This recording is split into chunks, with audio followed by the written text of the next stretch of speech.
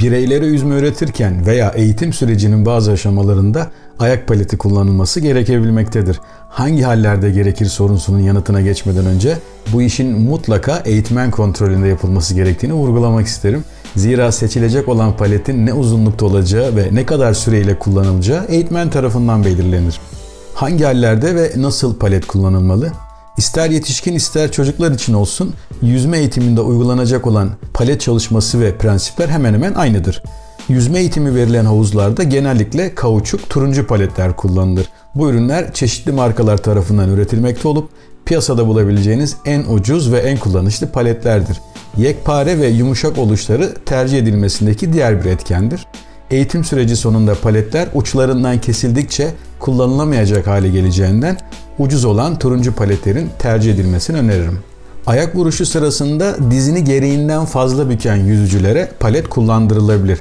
Bu süreçte videoda bahsi geçen turuncu palet orijinal yani uzun haliyle ucundan kesilmemiş vaziyette kullandırılır. Zamanla uçlarından kesilerek hedefe ulaşmada eğitmen görüşü alınmalıdır. İyi yüzen sporculara teknik eğitim verilirken kısa palet kullandırılabilir.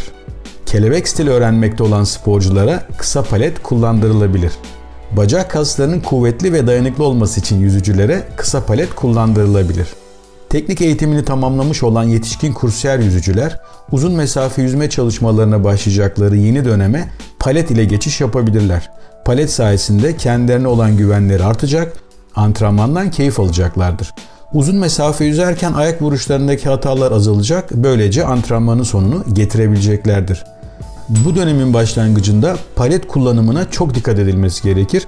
Bir antrenman süresinin tamamında palet kullanılmamalı. Örneğin 1 saatlik bir çalışma programın 30. dakikasından sonra sporcuya palet verilebilir. Tüm antrenman boyunca palet kullanmak sporcuda tembelliğe yol açabilir. Daha da kötüsü bağımlılık yapabilir.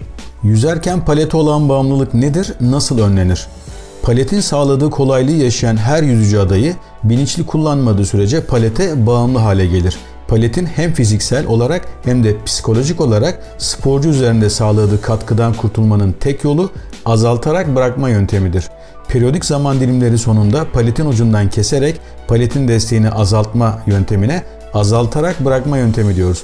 Böylece sporcu paletin azalan etkisine daha kolay uyum sağlayabilir. Artık piyasada kısa olarak üretilmiş paletler satılmaktadır. Videonun başında belirttiğim gibi kısa veya uzun palet kullanımı sorumluluğu eğitmene aittir. Müsaadenizle burada bir uyarı yapmak istiyorum. Palet ile daha hızlı yüzmek mümkündür. Sadece bu yüzden denizde paleti tercih eden bir sürü insan görmekteyiz. Paletin verdiği özgüven sayesinde kıyıdan daha uzaklara açılma eğiliminde olan kişileri buradan uyarmak zorundayım. Palet hızlandırır ancak o hızın karşılığında da aynı oranda kaslarınızı yorar. Bizler Akdeniz insanıyız, sıcakkanlıyız. İstesek de soğukkanlı olamayız. Yani denizde yaşayacağımız bir kramp durumunda panik yapabiliriz. Bu ihtimali aklınızdan çıkarmayın. Zaman ayırıp izlediğiniz için teşekkür ediyorum. Takipçilerden gelen isteklere göre videolar yapmaya gayret ediyoruz. Siz de yüzme konusundaki sorularınızın cevaplarını oynatma listesindeki videoların içerisinde veya yorumlarda bulabilirsiniz. Yayınlanacak olan videolardan haberdar olmak isterseniz de kanala abone olabilirsiniz. Unutmayalım, bilgi ve sevgi paylaşarak artarmış.